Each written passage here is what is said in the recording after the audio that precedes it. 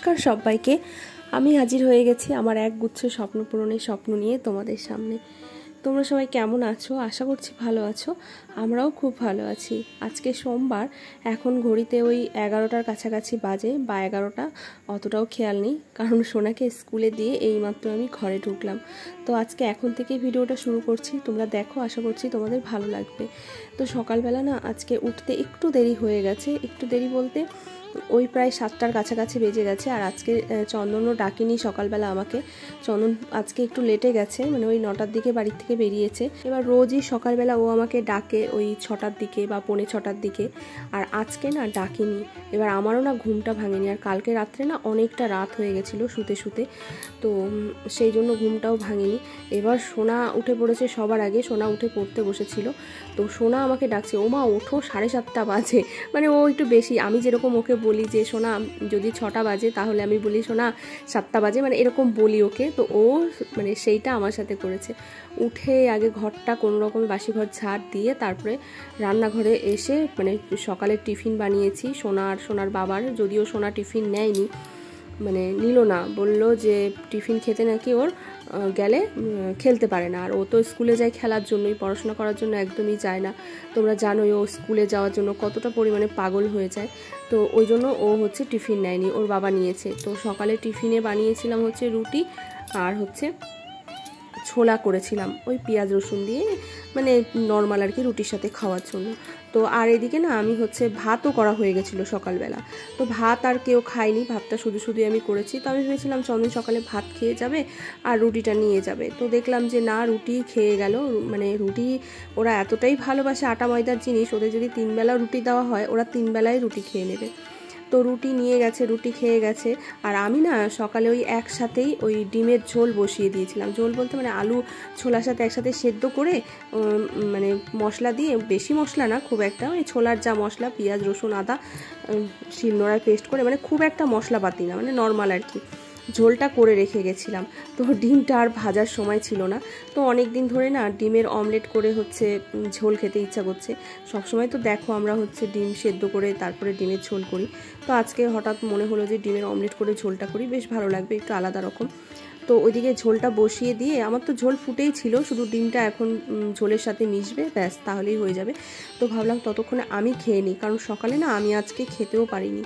আর খেয়ে উঠে না দৌড়ানো যায় না, খেয়ে উঠে সোনাকে নিয়ে বেরোতে খুবই কষ্ট হয়ে যায় হাঁটতে। তো সেই জন্য খেয়ে যায়নি। আর এখন যদি আমি না খাই তো আর খেতে পারবো না। তো বন্ধুরা, খাওয়া দাওয়া করে এই যে দেখো এখানে হচ্ছে লাল শাক নিয়ে এসেছিলাম 1 আটি। লাল শাকের কি দাম! 1 আটি শাকে দেখবে কয়টুখানি হয়ে যাবে। 2 আটি আনতে চেয়েছিলাম, তো 1 আটি বলছে 15 টাকা, 2 আটি নিলে 30 টাকা। তো আমি 1 আটি নিয়ে চলে এসেছি। তো এখানে এই যে লাল শাকটা একদম মানে খুব একটা বেশি কুচাইনি, গলে যাবে জানি, সেদ্ধ হয়ে যাবে। আর এইখানে দেখো আমি হচ্ছে তেলের মধ্যে কালো জিরে ফোড়ন দিয়েছি। কড়াইটা আর ধুইনি, শাক রান্না করবো যেহেতু, আর কড়াইটা ধুলাম না। তো শাকের মধ্যে হচ্ছে রসুনটা ফোড়ন দেবো। তো সকালে তো ছোলার তরকারি করেছিলাম, সেটা রয়েছে, কিন্তু বাজারে গেলাম কারণ সবজি নেই। তো আবার ওকে যেহেতু সকালে টিফিন দিতে হয়, এবার কিছু একটা ভাজাভাজি তো দিতে হয়, বা ও না ঝোল তরকারি টাইপের কিছু নিয়ে যেতে চায় না। তো সেই জন্য ঘরে তো ভাজার মতো সেরকম কিছু নেই সবজি। তো বাজারে গেছিলাম একটুখানি। তো বাজারে গিয়ে টুকটাক বাজার করলাম, দেখলেই তো তোমরা। ওই একটু পটল, একটু কুমড়ো, একটু ঢ্যাঁড়স আর একটু হচ্ছে বরবটি নিয়ে এসেছি। তো এইগুলো দিয়ে একটু ভাজাভুজি সকালবেলা করে দেওয়া যায়। তো সেই জন্যই আবার একটু লাল শাক নিয়ে আসলাম। আর আজকে না একটু পালং শাক দেখলাম, আর শাকগুলো দেখেছো কি সুন্দর টাটকা। তো পালং শাক দিয়ে, বেগুন দিয়ে, বড়ি দিয়ে খুব খেতে ইচ্ছা করছে, তো নিয়ে আসলাম। সেটা দেখা যাক কবে করি, কালকেই করতে হবে, কারণ পালং শাক তো বেশি দিন থাকে না, মানে নষ্ট হয়ে যায়। তবু আমি সুন্দর করে বেছে বুছেই ফ্রিজে রেখে দিয়েছি। তো ওইদিকে লাল শাকটা আমি বসিয়ে দিয়ে ভাবলাম যে বাসনটা মেজে নিই। আর আজকে না সকালে বললাম না দেরি হয়ে গেছে উঠতে, আর আমি বাসনটাও মেজে যেতে পারিনি। আর দেখো কতগুলো বাসন হয়ে গেছে একসাথে। আমার সচরাচর এত বাসন একসাথে কোনো সময়ই হয় না, কারণ আমি যখন যেটা করি, চেষ্টা করি তখনই মেজে নেওয়ার, তাহলে একসাথে এতগুলো বাসন হয় না। আর সিঙ্কের মধ্যে না একসাথে অনেকগুলো বাসন হয়ে গেলে আমারও মাজতে খুব অসুবিধা হয়, ছোট জায়গা তো, খুব বিরক্তিকর লাগে। তো বাসনগুলো ওইদিকে মেজে নিয়ে, আর এই যে সিঙ্ক স্ল্যাবটা একটু পরিষ্কার করে নিচ্ছি। কারণ এই ডিমটা ভেজেছি না, আর সকালে তো গ্যাসটা মুছতেও পারিনি না। আর আমার তো অভ্যাস বারবার করে গ্যাস মোছা, কিন্তু আজকে একবারও মুছতে পারিনি তাড়াহুড়োর চোটে। তো সেই জন্য আর বাসনগুলো রাখবো স্ল্যাবের ওপরেই তো রাখতে হবে। আর আমাকে না একজন একটা কমেন্ট করেছিল যে দিদিভাই একটা হচ্ছে এখানে গামলা বা কিছু একটা নিয়ে গামলার মধ্যে বাসনটা রেখে পরে গুছিয়ে রাখবে। তো সেটা মানে আনবো করে আছেও, মানে যে রান্নাঘরে নিয়ে আসবো ওই আলসি করে করে আর হয়েই ওঠে না। চলো তাড়াতাড়ি বাসনটা মেজে নিই, অনেক কাজ পড়ে রয়েছে এখনও। অনেক কাজ বলতে বাইরের কাজ সম্পূর্ণ সারা হয়ে গেছে, মানে স্নান পুজোটা বাকি রয়েছে। তো আজকে আবার স্কুলে গিয়ে দেখি 2:10 ছুটি। এই 2:10 ছুটি বা 1:40 ছুটি হলে না খুবই অসুবিধা হয় চন্দন বাড়িতে না থাকলে। আর চন্দনের তো এখন আর কোনো টাইম টেবিল নেই, ও হয়তো বা সকালে যায় রাত্রিরে আসে, তো এখন সবটাই আমাকে সামলাতে হচ্ছে। তো ওই 4টের সময় ছুটি হলে ভীষণ ভালো হয়, কারণ সমস্তটা একদম গুছিয়ে গাছিয়ে আমি একটু রেস্টও নিতে পারি বাড়িতে, মানে সব কাজবাজ করে তারপরে। আর আজকে এমন হয়েছে পরিস্থিতি, মানে কাজ করতে করতেই মানে দম ফেলার সময় পাচ্ছি না, একটু বসার আমি আজকে সময় পাইনি। ওই যে 2:10 ছুটি হলে তো অসুবিধা হবে। আর তারপরে হচ্ছে কি বলো তো, যদি একদম মানে বাসে বা অটোতে যাওয়া যেত তাহলেও অসুবিধা হতো না। ওই যে ট্রেনের টাইমটা এমন টাইম না, আর ওই সময়টায় মানে ওই বিকেলের টাইমটায়, বিকেল ঠিক না ওই দুপুরের টাইমটায় কি হয় না, ট্রেনটা মানে যেহেতু অপোজিট সাইডে, তো ট্রেনটা না খুব কম থাকে ওই টাইমটায়।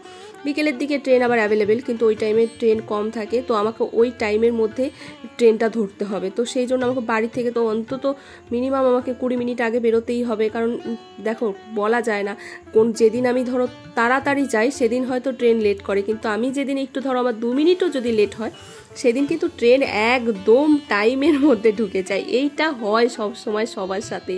তো আজকে স্টেশনে বসেই একজনের সাথে গল্প করছিলাম যে দেখো আজকে কতক্ষণ ধরে এসে রয়েছে, এখনও ট্রেন আসার নাম নেই।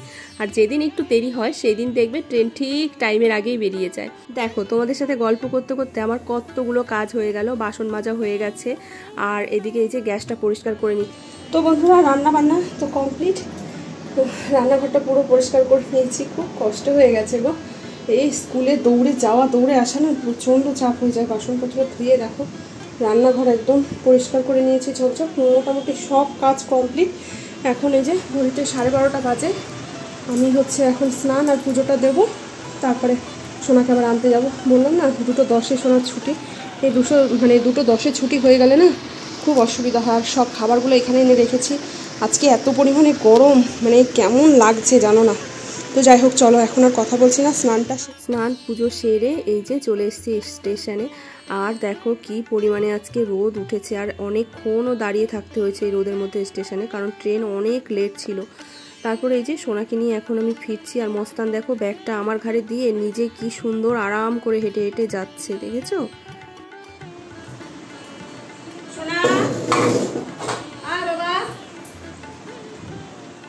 আজকে যেমন রোদও উঠেছে সেরকম গরমও পড়েছে। সকালের দিকে রোদটা ছিল না, কিন্তু গরম ছিল মারাত্মক। কিন্তু তারপর ওই 12টার পর থেকে রোদটা একদম ঠাটা পড়িয়ে উঠেছে, আর এত গরম লাগছে আজকে। তো বাড়ি এসে না আমি একদম স্নান করে নিয়েছি। আজকে সকাল থেকে আমার 3 বার স্নান হয়ে গেল জানো তো। তো এই তো স্নান টান করে এসে এই যে এখন দুজনের জন্য ভাত বেড়ে নিচ্ছি। তো বন্ধুরা এই তো খাবার দাবার নিয়ে বসে পড়েছি। এই যে তোমাদের তো দেখিয়েছি কী কী রান্না হয়েছে। যে সকালে যেটা বলেছিলাম ছোলা, সোনা বললো একটু ছোলা দাও মা আমাকে, আর লাল শাক ভাজা, আর এই যে এখানে কি বলে এটা ডিমের অমলেট করে তরকারি করেছি। দেখো ঝোলটা একটু বেশি রেখে, মানে বেশি না ঠিক কি বলো তো, যেহেতু ডিমের অমলেট করে করেছি না ঝোলটা টেনে নেয়, সেই জন্য ঝোলটা একটু বেশি রেখেছি। তো খুব একটা ঝোল বেশি হয়নি মানে ওপরে, তো তাই জন্য এরকম দেখাচ্ছে। তো চলো খেয়ে নিই। হ্যাঁ আর পারছি না, শরীর দিচ্ছে না।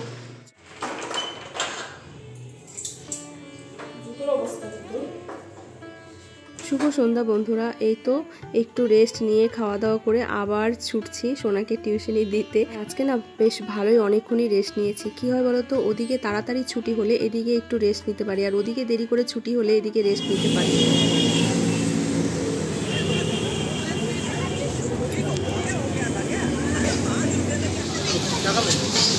ঠিক আছে তো হবে, একটাই খাও মানে তো কয়টা চা খায়? অবশ্যই একটা চা দাও। সোনাকে নিয়ে বেরোনোর সময় চন্দন ফোন করলো যে তুমি কোথায়। এই তো সোনাকে নিয়ে বেরিয়েছি। বললো দিয়ে চলে এসো, আমি চলে আসবো, আমি এসে তারপর ওকে আনতে যাব।